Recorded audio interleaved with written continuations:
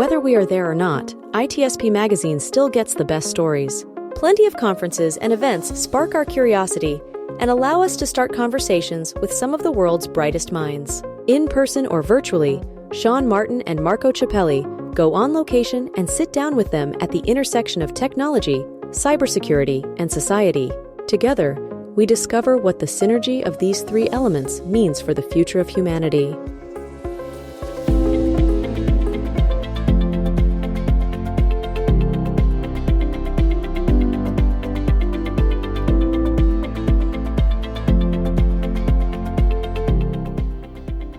Well, good morning, good evening, wherever you are. I personally don't even know where I am. Well, sort of. I'm in Florence, Italy, not in LA.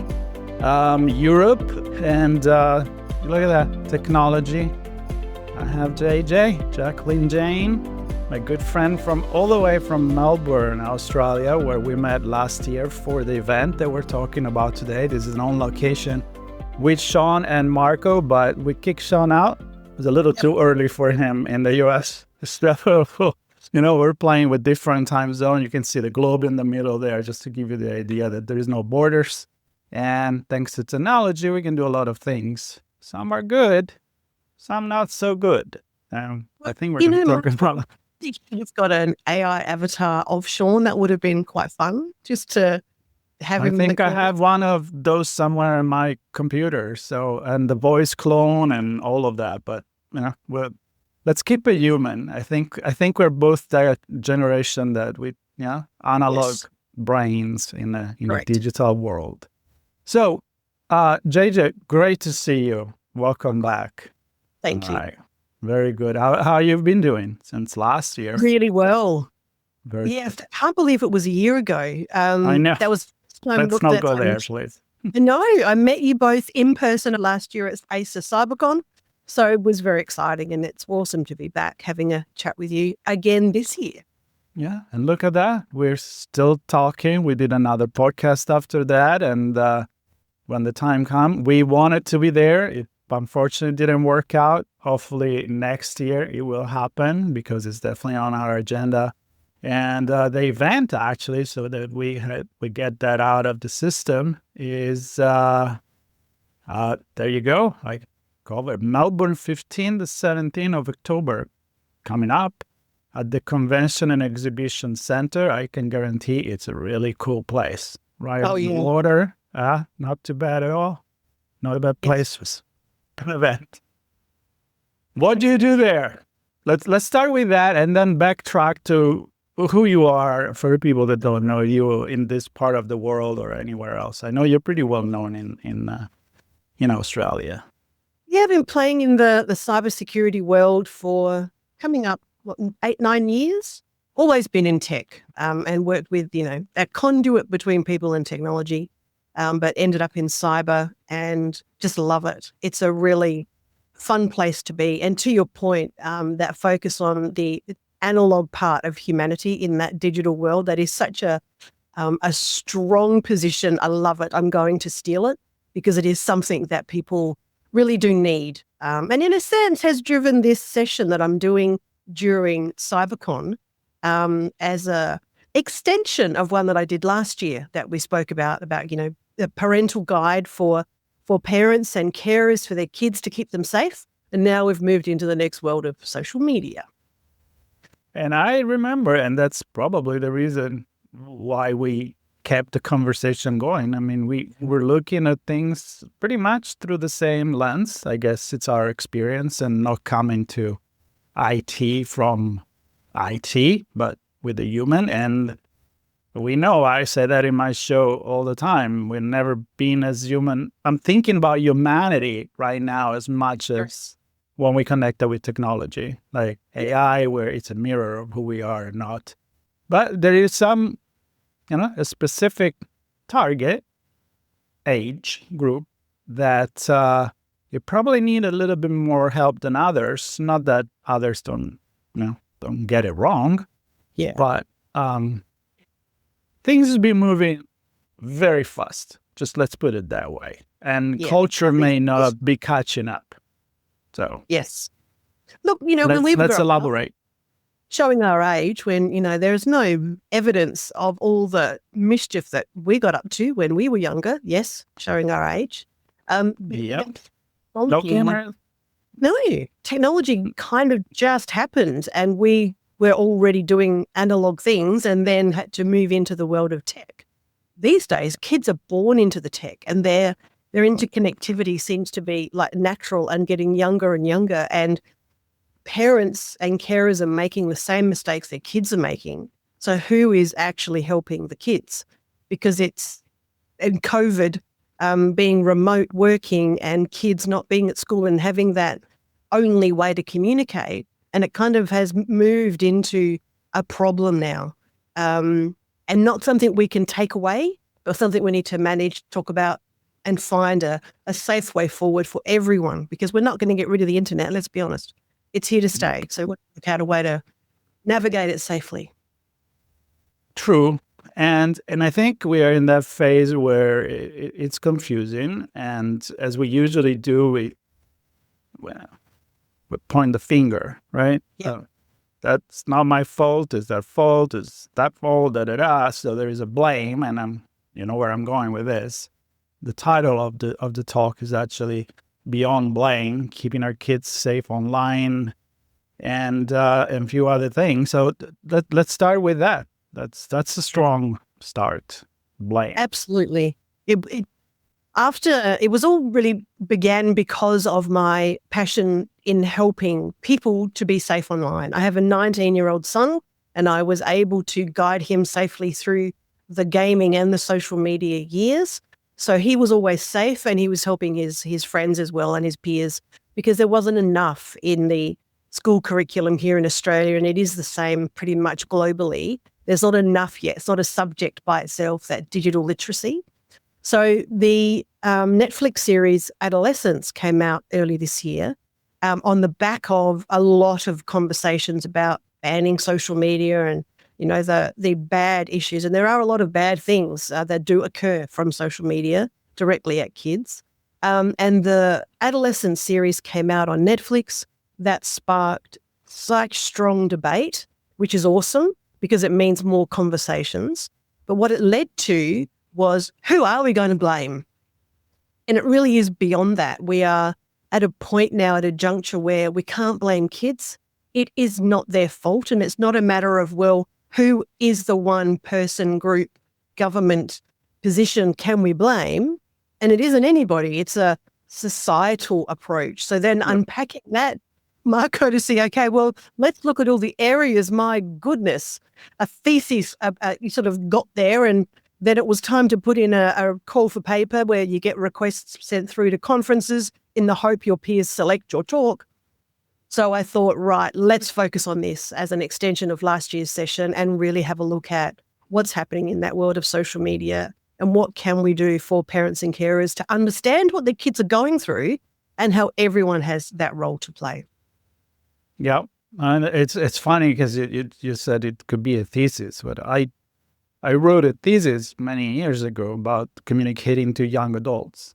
It was about fashion, right? But it was about, how the way you use the media, it would affect many things. Now, take that kind of like early internet, mid-1990s, and now we got, after that, the social media, AI, fake, TikTok, the scrolling, it's just blown out of proportion. Now, it absolutely has. And the thing is also, before we blame kids, we really need to take a look in the mirror, because the online world reflects what we've built for them, we being our generation. And now we need to step up and help fix it, manage it, and, do the right thing, because we're not going to get rid of it. So what can we do to help? Yeah. So the goal again of this, despite is the fact that it's a fascinating conversation and I get passionate about this thing, but it's still about promoting and talking about the event that we're covering, so that we will have other conversation with keynotes and speakers. I've been there. Last year I was there. Great community, pretty much professionals in the industry, which they kind of like to think they know everything. Yes. But we don't know everything. What do you expect this group of people? I mean, I know Australia, it's a great community. They collaborate, the government step in, may do the right thing or not. You can touch on that, of course, with the ban. What do you expect the conversation to be? And the people that maybe you expect to come to your presentation is not click the button and your password is secure, or... Yes. Right? Well, credit to AISA themselves, because last year was the first year I put in a submission to speak about something that wasn't purely technical for an IT professional audience. My focus for the folks listening and watching is all about the human element of cybersecurity.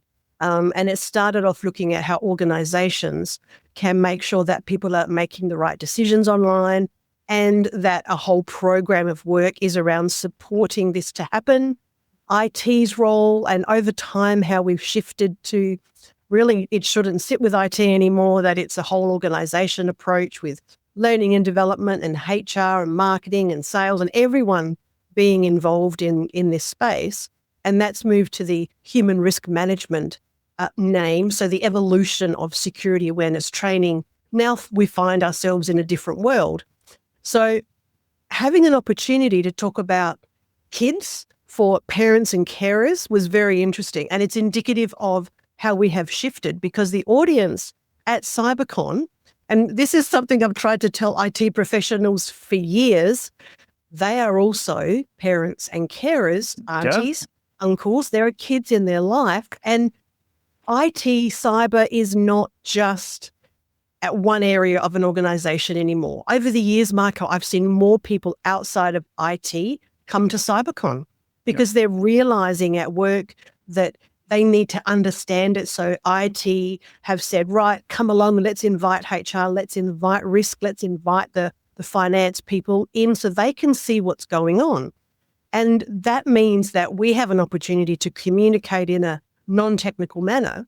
So doing this kind of very different approach that you normally wouldn't think would be at a cyber conference, it definitely means people are ready for it. So last year was a full house for that session I did. And I did ask the question at the beginning, and it might have felt like an obvious, silly question, but who in the room is here because of a kid in their world? Like, who is a parent and carer? And no surprise, everyone's hand went up. So they came for a cyber conference, but they're in the room to learn about how they can keep their kids safe online. And these are IT professionals. So riddle me this, just because you work in cyber or IT doesn't mean you know all the things happening online in social media for your kids, because you're also maybe a parent or an auntie or an uncle. So it was fascinating to hear the response after, and then to know I'm coming back to do it this year. And I know it's going to be, again, a full house of people wanting to learn about these things. So it's not something we do every day at work, even if we're there for a cyber conference, because we also wear other hats. And being a parent isn't always easy, as we know. Yeah, and it to that point, it is your responsibility, obviously, as a relative or parents or whatever the relationship is, or maybe the neighbor. Because when you're in cybersecurity, often you get somebody say, "Hey, you're in cybersecurity, can you fix my computer?" Or what's going on with that whatever the fake news or manipulation of information, all of that, and you're like, well, just may not be exactly your job, and definitely is not your focus. In your case, it is your focus. I would think that it would be a wonderful world if on cybersecurity event like this, there will come teachers and people in the education industry, and maybe we do some CyberCon for kids. I don't know, just throwing you an idea. Call me if you do that. I'll come. Okay, just as a side quest for everybody, I have been wanting to do a cyber conference for non-IT people in business, so that from all the other business units comes along and we do a very non-technical, under the cover of why this is everyone's responsibility. And yes, something more for parents and carers and kids, because you can't just pick one age group either. You have to pick all the different age groups. I've done all these resources for this session that really, I thought, well, I can't just do a one-pager. This needs to be complex. You've got gamer kids, you've got social media kids, you've got a general conversation, and then you've got like 8 to 12-year-olds, 13 to 16, totally different conversation.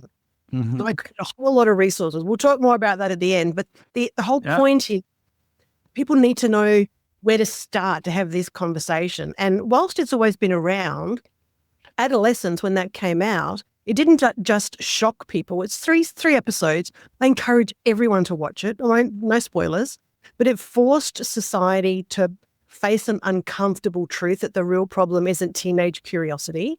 It's adult neglect and system design within the apps themselves. And it just led beautifully into the conversation, especially here in Australia with social media bans coming into play on the 10th of December, 2025, if you're listening to this in 2026. And these have been happening around the world. It's not just here. It's in the UK. It's in other parts as well. People are paying attention, but as usual, they're just doing the stick approach of ban it all for anyone under 16. And that's another can of worms to talk about, that's for sure. Wow. No question. I'm expecting really good conversations from people who might have even been to last year's session and come to learn some more.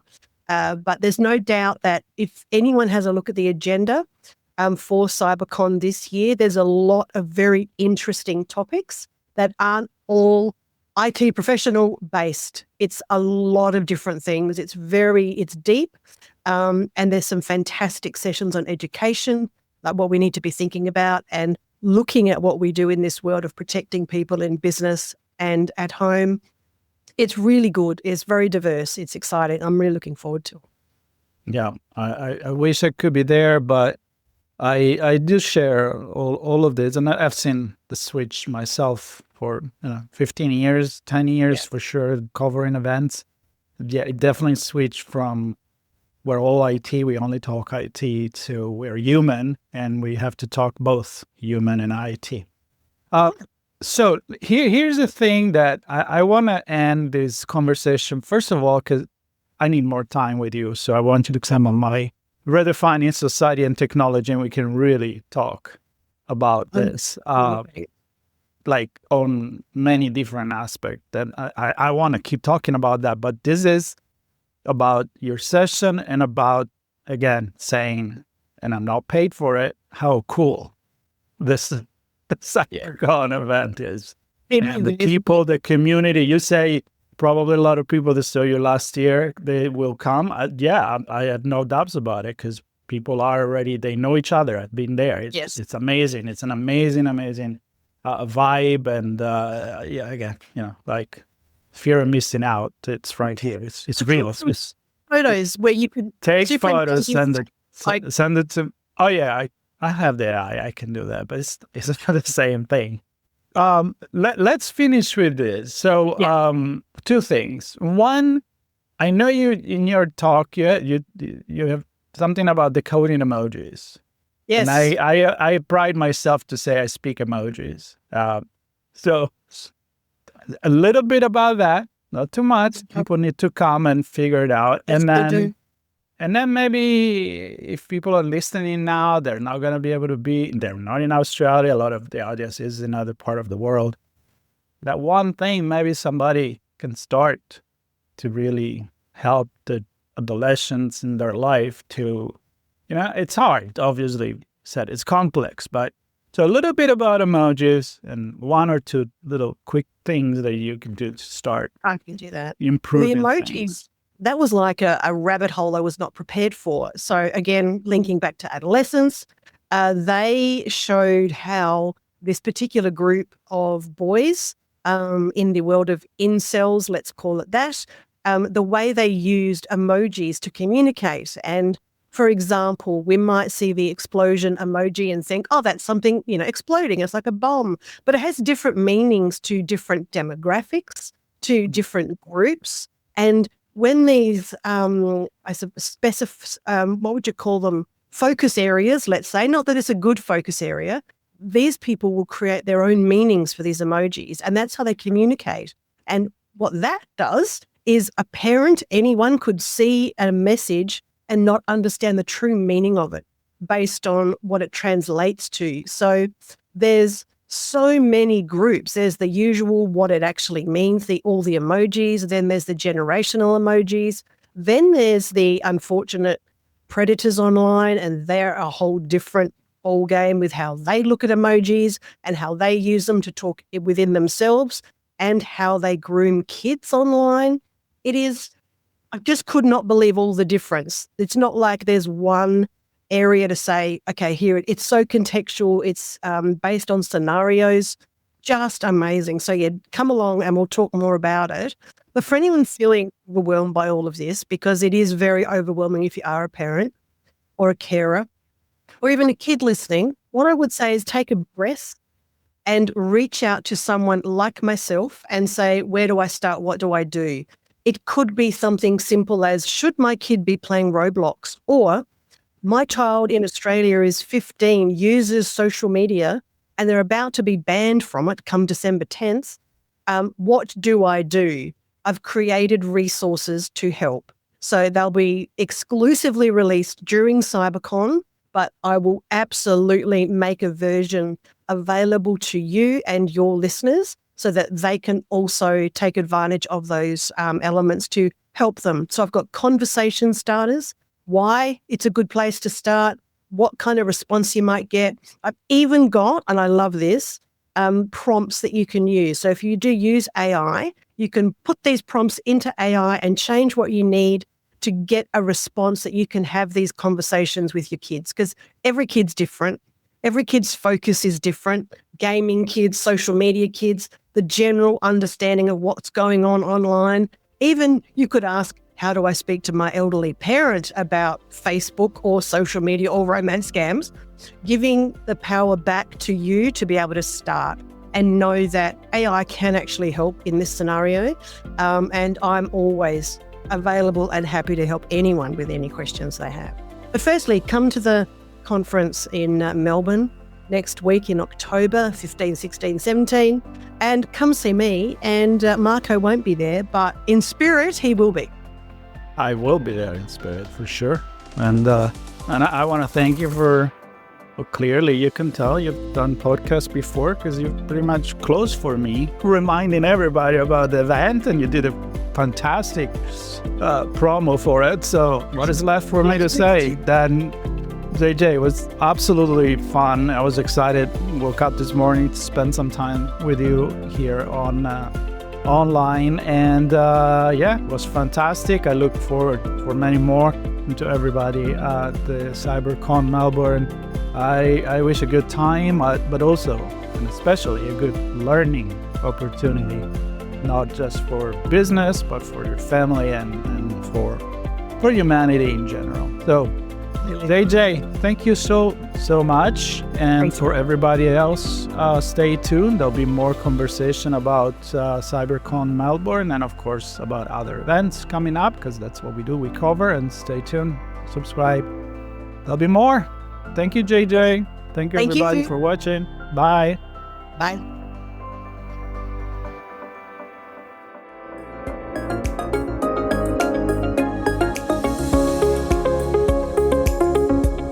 We hope you enjoyed this episode of Sean and Marco's On Location event coverage conversations. Please take a moment to give the show a good rating and leave a comment. Remember to share this podcast with your friends, family, and colleagues. Come back for more conversations and follow Sean Martin and Marco Ciappelli as they continue their journey toward redefining cybersecurity and society.